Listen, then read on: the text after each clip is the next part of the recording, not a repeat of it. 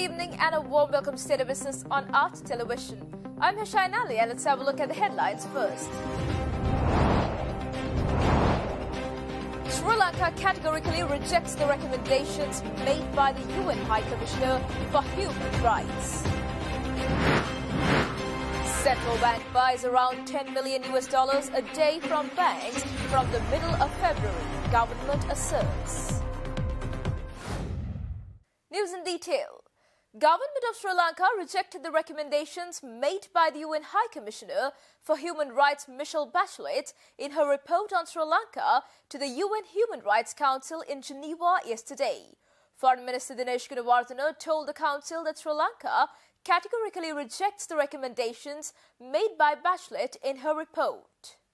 The OHCHR report, which is presented today, emanates from the resolution 30/1 and 40/1, from which the government of Sri Lanka announced its withdrawal of co-sponsorship at the 43rd session of this council last year. Sri Lanka rejects High Commissioner's report, which is unjustifiably broadened its scope and mandated further, incorporating many issues of governance and matters that are essentially domestic for any self-respecting sovereign country. This is in complete violation of Article 2.7 of the Charter of the UN that states, "Nothing contained in the present Charter shall authorize the United Nations to intervene in matters which are essentially within the domestic jurisdiction of any state." The trajectory that has emerged with regard to the recommendations and conclusions reflects the preconceived, politicized and prejudicial agenda which as certain elements have relentlessly pursued against Sri Lanka. These recommendations are based on ill-founded allegations. Minister of Foreign Affairs Dinesh Gunawardena stressed that some unilateral actions by certain countries are unacceptable and a violation of the principles of natural justice. Minister Gunawardena also accused the Office of the High Commissioner of Human Rights of failing to include comments by Sri Lanka in the report. Sri Lanka categorically rejects the conclusions and recommendations in the High Commissioner's report. The call for asset freezes, travel bans, reference to ICC and the exercise of universal jurisdiction by the individual states based on evidence that up to date has been denied access to and retained by the High Commissioner's office, with some of it on release for 30 years, particularly in relation to a country like Sri Lanka, which has consistently and constructively engaged with the UN and its mechanism, points to distinct and imminent danger which is the international community as a whole need to take off. Such unilateral actions by certain countries are unacceptable and a violation of the principles of natural justice. In addition to the progress made since last March, Sri Lanka has provided written comments and instances of erroneous information, misconceived and arbitrary assessments in the report. It is regrettable that the High Commission's office published its report, accompanied by an unprecedented propaganda campaign on it, and refused to publish our comments on the report as an addendum. Foreign Affairs Minister Gunawardena further highlighted that most of the report contents have been drawn from the identified disputed reports which are rife with factual inaccuracies that appear to equate atrocities committed by the LTTE, a terrorist organization proscribed internationally. He also added that Sri Lanka remains open to engaging constructively with the UN, including this council, in mutually agreed areas in conformity with the country's constitution and in keeping with domestic priorities and policies. Madam President, insistence on ever-expanding externally driven prescriptions, notwithstanding our continuous cooperation and engagement with the Council and the UN bodies, can pose numerous challenges, and such processes could set a dangerous precedent affecting all member states of the UN. We regret the disproportionate attention drawn to Sri Lanka by this Council, driven by political motivation. Sri Lanka calls upon the members of this council that any resolution which is based on this report be rejected by the council and be brought to a closure.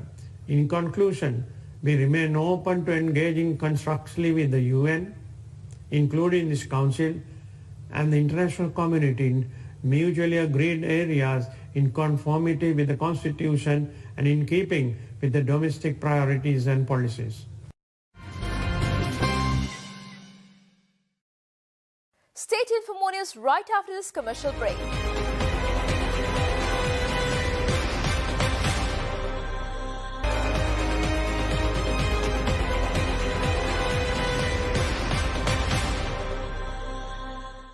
Welcome back after the break. World-famous news broadcaster CNN made Sri Lanka under the spotlight, highlighting how the island nation resumed international tourism while following safety protocols amidst the COVID-19 pandemic. Sri Lanka Tourism Chairperson Kimberly Fernando joined live from Colombo with CNN's popular First Move program hosted by famous anchor Julia Chatterley, said that the introduced biobubble will assure the safety of tourists as well as the locals. So basically the biobubble works is that we've certified hotels as safe and secure. We have KPMG and Ernst & Young's certifying them because it's quite a strict protocol. The hotels are certified, and the guides, drivers as well are certified. So everyone is trained in the hotel tourism sector. There are about 200 hotels that have opened up based on that all over the island. And how it works is that you book your airline ticket. You can book directly to the hotel or the travel agents or through the OTA. You visit Sri Lanka. You have an itinerary, whatever the itinerary you wish to have.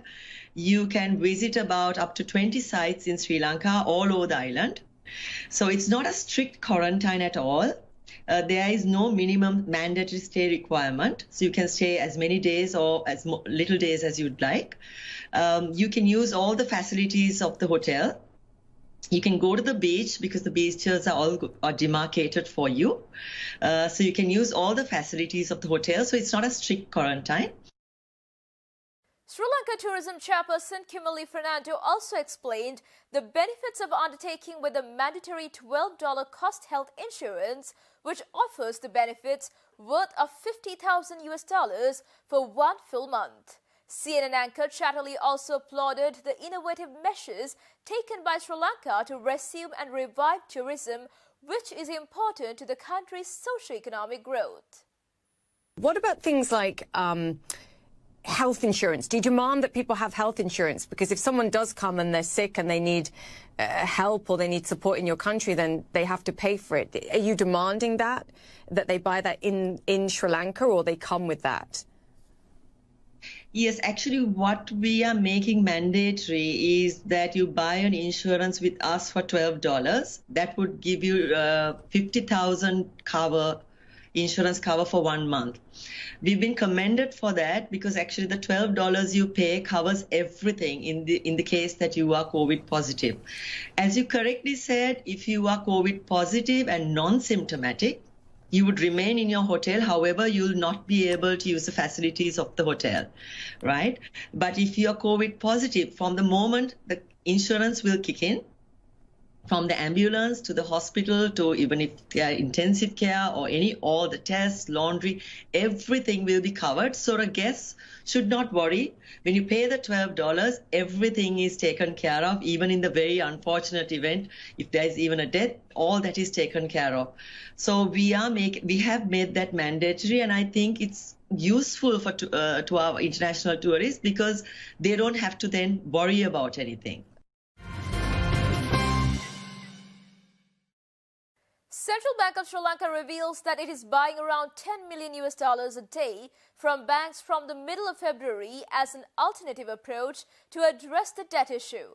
CBSL Governor W.D. Lakshman made this revelation recently, joining in an online discussion.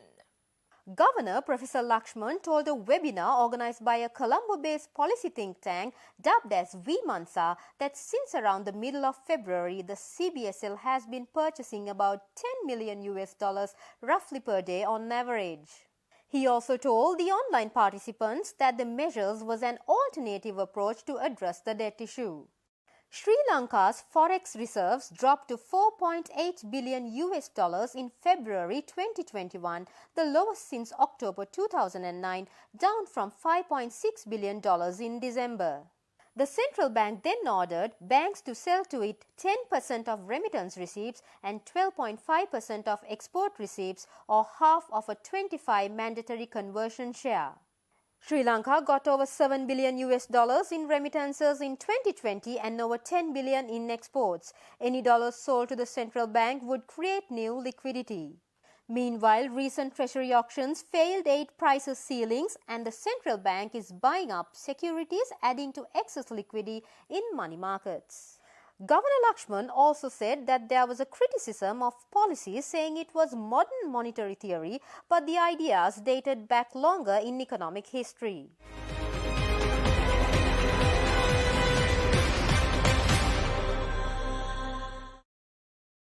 Stay tuned for stock updates.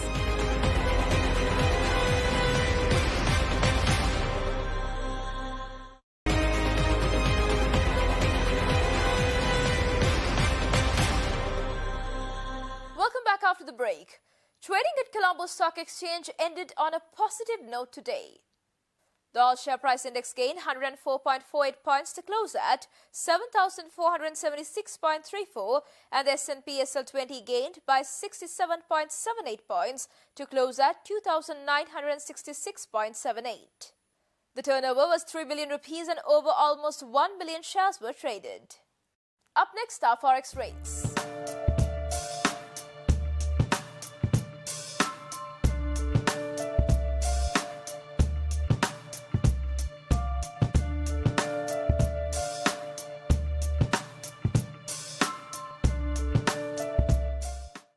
That's all news for today. Wishing you all a happy weekend. Take care and good night.